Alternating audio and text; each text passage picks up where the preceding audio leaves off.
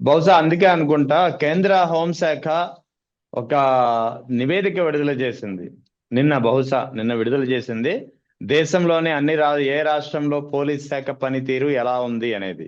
ఈ BNSS BNS చట్టాలు ఉన్నాయి కదా మేడం. ఈ చట్టాల అమలు తీరు ఎలా ఉంది, పోలీసులకు వీటి పట్ల అవగాహన ఎలా ఉంది, వివిధ రాష్ట్రాల్లో పోలీసులు ఎలా అమలు చేస్తున్నారు అనే దానిపై కేంద్ర హోంశాఖ ఒక నివేదిక విడుదల చేసింది, 100 పాయింట్లు కేటగరైజ్ చేస్తూ.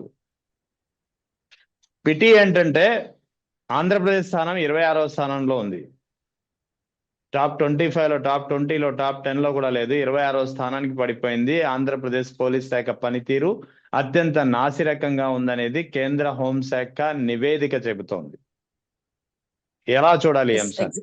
ఎగ్జాక్ట్లీ అండి. అంటే కేంద్ర నిఘా శాఖలు గతంలో 30,000 పైచులకు మంది ఆడబిడ్డలు తప్పిపోయారన్నటువంటి కేంద్ర నిఘా శాఖలు ఎవరైతే ఉన్నారో, నిఘా సమాచారాలు ఇవి ఇప్పుడు ఇప్పుడు ఇప్పుడు కూడా ఏమన్నా ఇన్ఫర్మేషన్ ఇస్తే బాగుండు గౌరవ ఉప ముఖ్యమంత్రి వర్యులకి. నేను ఒకటే అడుగుతున్నాను, ఆ టైంలో తప్పు జరిగిందని మీరు చెప్తే తప్పట్లు కొట్టిన మాకు, ఈ రోజు తప్పులు జరుగుతున్నా, మీ కనుసన్నల్లో జరుగుతున్నా, మీరు నిమ్మకు నీరెత్తినట్టు ఉంటూ, మీరు మౌనం పాటిస్తూ, మీరు ప్రశ్నించకపోతే మాకు తప్పట్లు కొట్టాలా, లేకపోతే మిమ్మల్ని తిట్లు తిట్టాలా, లేకపోతే మిమ్మల్ని ప్రశ్నించాలా, ఏం చేయాలో అర్థం కాని సందిగ్ధ పరిస్థితి.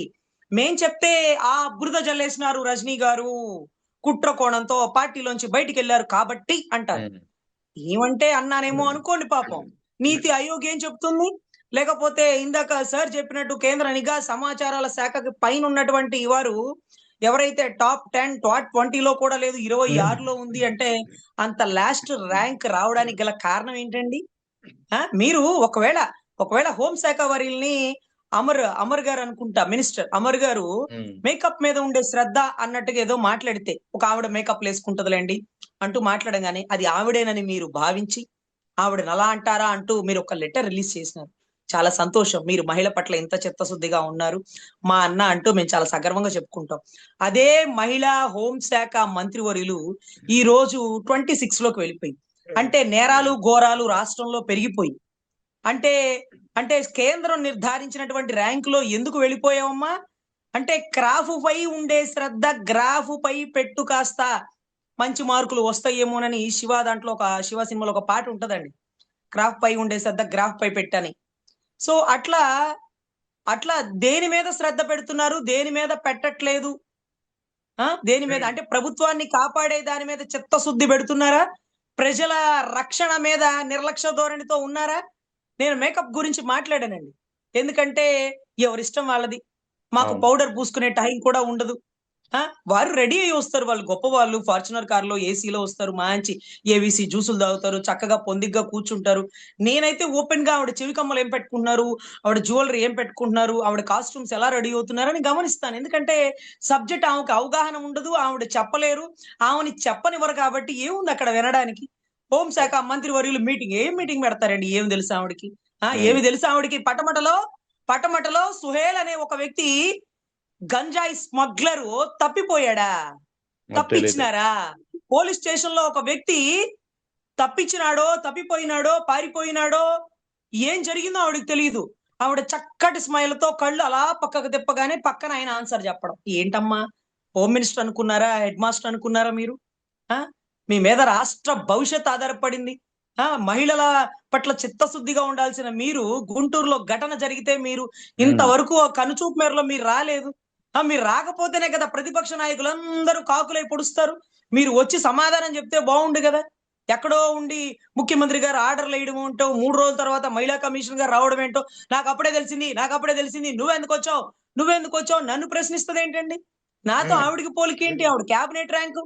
ఇన్సిడెంట్ జరిగింది 15వ తారీఖు రాత్రి 8 అయితే 9 వచ్చేయాల. 100కు చేయగానే పోలీసులు వచ్చేయాల. వ్యవస్థ మొత్తం అక్కడే ఉండాల. ఆ రాత్రి ఆ కుటుంబానికి రక్షణ కల్పించాలా. అరే, పెట్రోలింగ్ వెహికల్స్ ఏమైపోయినాయి, నైట్ ప్రోటోకాల్ ఏమైపోయింది, 100కు రెస్పాండ్ అవ్వలేదు. ఆ రోజంతా ఆ తల్లి మనోవ్యధతో ఏడుస్తూ పొద్దున మళ్ళీ ఈ సమాజాన్ని, ఈ సొసైటీని, ఈ సూర్యుడిని చూడగలిగిందంటే ఆ తల్లి ధైర్య సాహసాలకి మనం జీ హుజూర్ అనాల్సిందేనండి. ఎందుకంటే అవమానంతోనే మనిషి చనిపోతారండి. అవమానంతోనే చనిపోతారు. ఎవరో 4 దెబ్బలు కొట్టినా ట్రీట్మెంట్ తీసుకోగలమేమో కానీ అవమానంతో చనిపోయే పరిస్థితుల్లో ఆ తల్లి నిలబడి ఇంకా కూడా ఆ ఎమ్మెల్యే ఇంటికెళ్ళి మా పోలీసులు స్పందించట్లేదు అంటే ఆ ఎమ్మెల్యే ఎస్పీకి ఫోన్ చేసి, హోమ్ మినిస్టర్ కి ఫోన్ చేసి అప్పుడు కూడా ఎప్పుడుకో స్పందించిన పరిస్థితి, దుస్థితి ఉందని మనం విని ఉన్నాం. రైట్. సో ఇటువంటి పరిస్థితుల్లో మహిళ పట్ల అవమానం జరిగింది అన్న దాన్ని ప్రశ్నించకుండా సిఐ గారు ఏం తప్పు చేయలేదంటండి. ఆ తల్లి కొడుకే చెప్తున్నారు. ఆ తల్లి కొడుకే చెప్తే రాత్రికి రాత్రే రావాల్సిన సిఐ గారు ఎందుకు రాలేదు? ఆ తల్లి మళ్ళీ దోసిట్లో న్యాయం చేయండి అని ఎమ్మెల్యే దగ్గరికి ఎందుకు పోతుంది తల్లి? నేను చెప్తే రైట్. తప్పు, అబద్ధం, పక్క పార్టీ అని నింద వేస్తారేమో. మీ పార్టీ నాయకులే చెప్తున్నారు కదా స్పందించట్లేదని. సో దయచేసి మణిపూర్ ఘటన మీకు గుర్తుందా అండి? అవును. మహిళల్ని వివస్త్రం చేసి రోడ్ల మీద పరిగెట్టించారని విన్నారా? యా. విన్నారే కాదండి, చూసినారు కూడా కదా. చాలా చూసాం వీడియోస్ కదా, వచ్చినాయి, గుర్తుందా? వీడియోస్ కూడా ఉన్నాయి కదా. ఆ ఇప్పుడు మన మహిళా కమిషన్ చైర్పర్సన్ గారు ఏం చెప్తున్నారంటే, దయచేసి ఈ వీడియోస్ డిలీట్ చేసేసేయండి. ఇది సభ్య సమాజంలో తప్పుగా వెళ్తుందని వారి కొడుకు చెప్పారు అంటుందండి. నేను ఒకటే అడుగుతున్నానండి, ఆ వీడియో ఎలా బయటకు వచ్చిందండి? ఆ తల్లి కొడుకుల మీద దాడి జరిగితే కొడుక్కి మెడకి ఒక వైరు పెట్టి తిప్పేస్తే ఆ వైరు చార కొడుకు మెడ మీద అలా ఉంటే ఆ కొడుకు చదువుకున్న విద్యావంతుడై గ్రూప్ 2 లో 3 మార్కులతో పోయిన వ్యక్తి అయి ఉండి మళ్ళీ అదే గ్రూప్స్ కి ప్రిపేర్ అవుతూ బాలలతా మేడం గారి టీచింగ్ లో చదువుకుంటున్న వ్యక్తి అయి ఉండి ఆ వీడియోని పోలీసులకి సమర్పిస్తాడా, సోషల్ మీడియాకి ఇస్తాడా చెప్పండి? తల్లిని నగ్నంగా చూపించారని చదువుకున్న అంతే కదా. విద్యావంతుడు ఆ వీడియోని ఎవరికన్నా ఇచ్చి అదుగుదుగో సర్క్యులేట్ చేయండి అంటాడా అండి? తప్పు కదా, అనడు అంతే కదా. కదా. మరి ఆ అవును. వీడియో ఎక్కడి నుంచి బయటికి వెళ్ళిందండి చెప్పండి? కేవలం పోలీస్ వ్యవస్థ నుంచి ఆ వీడియో బయటికి వెళ్ళింది. అక్కడి నుంచి ఎవరు బయటికి పంపించుంటారు ఇది చెప్పండి? మరి ఆవిడ అవును. ఎవరి మీద యాక్షన్ తీసుకోవాలి? అర్ధరాత్రి, సాయంత్రం, రాత్రి 8కి కూడా జరిగితే 10, 11కి కూడా పోలీస్ శాఖలు అక్కడ లేనప్పుడు పోలీసుల మీద యాక్షన్ తీసుకోవాలి. ఆ వీడియో మీ నుంచే బయటకు వస్తుంది. ఆ కొడుకు మీకే ఇచ్చానంటున్నాడు కదా పెన్ డ్రైవ్ లో రైట్. మీకు ఇస్తే ఎట్లా బయటకు వచ్చింది? తల్లి వివస్త్రులైన వీడియో చదువుకున్న విద్యావంతుడు సోషల్ మీడియాకి సర్క్యులేట్ చేస్తాడా అండి? ఎవరి మీద యాక్షన్ తీసుకోవాలి? ఎవరిని వెనకేసుకొస్తుంది? ఏంటోనండి వ్యవస్థలు ఎటుపోతున్నాయో రైట్. నాకైతే అర్థం కావట్లా. ప్రశ్నించిన నన్నైతే మాత్రం మీరు ఉమ్. ఇప్పుడెందుకు వచ్చారు? 15 రావాలి కదా, ఇప్పుడెందుకు వచ్చారు మీరు అని అంటే, నువ్వెందుకు వచ్చావు అనిందండి. నేను తెలంగాణలో కేసు చేస్తున్నప్పుడే తెలంగాణ వాళ్ళు ఎవరు ఈ కేసు చేయకూడదని స్టాంప్ వేసినప్పుడే నువ్వెందుకు వచ్చావు ఆంధ్ర రాష్ట్రం నుంచి తెలంగాణ వాళ్ళు అడగలేదండి. దయచేసి అవును. నాకు అవకాశాన్ని ఇచ్చారు కాబట్టి తెలంగాణ దిశ ఎన్కౌంటర్ పక్క రాష్ట్రాల నుంచి వచ్చి నేను చేయగలిగా. మీ రాష్ట్రం మొత్తం నేను చేయనని స్టాంప్ వేసిన కేసు అది. నువ్వెందుకు వచ్చావని మీ తెలంగాణ రాష్ట్రం అడగల, స్వాగత ఇచ్చింది. కానీ మా రాష్ట్రంలో కూతవేటు దూరంలో మా గుంటూరు పరిసర ప్రాంతాల్లో జరిగిన అన్యాయాన్ని ఏమ్మా ఇప్పుడు వచ్చావు 15 ఎందుకు రాలేదంటే నువ్వెందుకు వచ్చావని నిలదీస్తుంది. నువ్వు అని యా. ఒక అడ్వకేట్ ని మాట్లాడి తీరేనాది. ఎవరి మీద కోప్పడిద్ది? ఆవిడ అసహనాన్ని ఎవరి మీద చూపిస్తది?